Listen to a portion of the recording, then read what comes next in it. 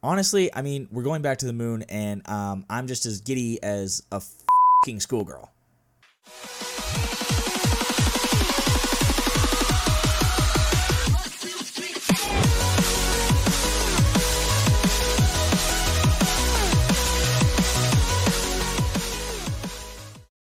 What is going on, YouTube? Short Circuit here, back with another video, and today we're going to be talking about Destiny Return to the Moon. Now that's basically, I guess, what the whole theme is behind this Shadowkeep thing. So thank you guys for tuning in, and I just wanted to take a quick couple minutes to actually talk about this and how significant this is. So again, I've been following Destiny since Vanilla 1 Destiny, right? And ever since then, I've just been in love with it and then out of love with it, in love with it and out of love with it. It's been a really bad relationship, but I always kept coming back to it, crawling back, and I have no idea why. And I was the only one in my friend circle where I actually, was doing that sort of thing.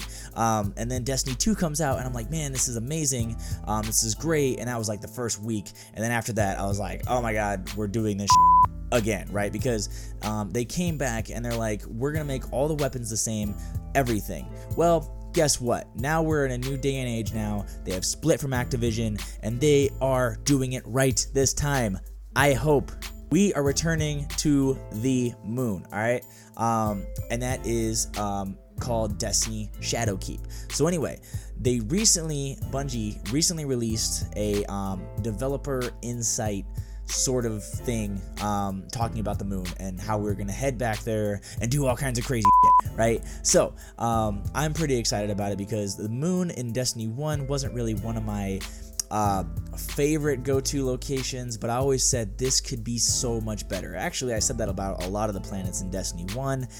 It just never came to fruition. Now they're bringing it back, guys, and they are also adding a bunch of lost sectors and a bunch of new locations. Actually, I should take that back. I don't know if they're adding a bunch of lost sectors. Look, I'm just going off the developer's insight, but they are adding lost sectors. So one thing that I actually enjoy in Destiny 2, but I don't do it very often, is lost sectors, and they're adding those to the moon. So I think that's great.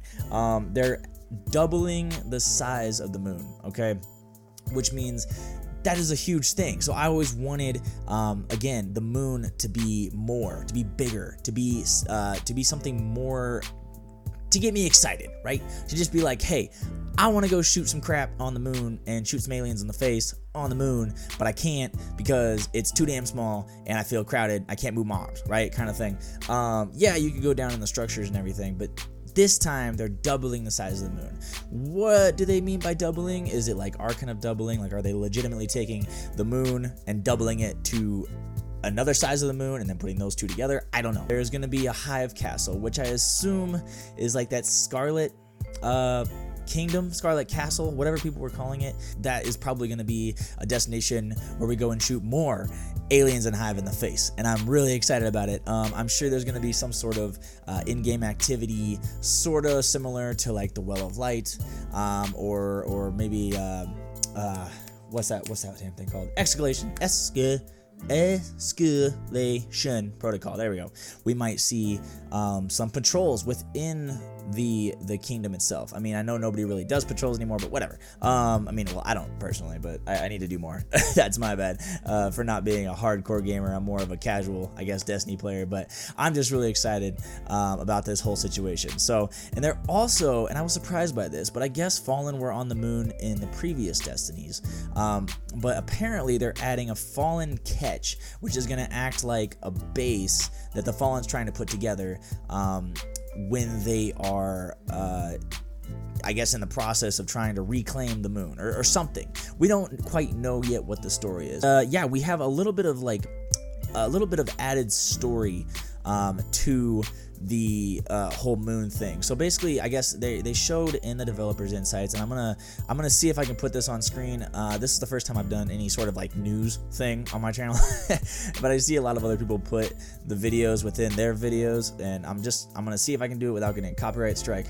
But if I don't put it in a video, I'm sorry. But if I do, right now you should be seeing Eris as they're talking about her, Eris Morn discovering something hidden under the moon itself. So the structure, I guess, either the structure on the moon or the moon itself. I don't know, but it's another hidden darkness that we're gonna be discovering and fighting against. I don't know if it's. I hope it's not a giant worm again, although that was a really unique and fun boss. But let's get something a little different, right? Also, just some side notes here. They're gonna be adding better lighting to the moon. So again, the moon to me before felt so drab, so boring. Drab. I don't even know. I've never used that word before in my life. Anyway, drab. I'm using it again. Check that out. Did you guys see that? It felt so boring to me because the lighting was just so blah and gray.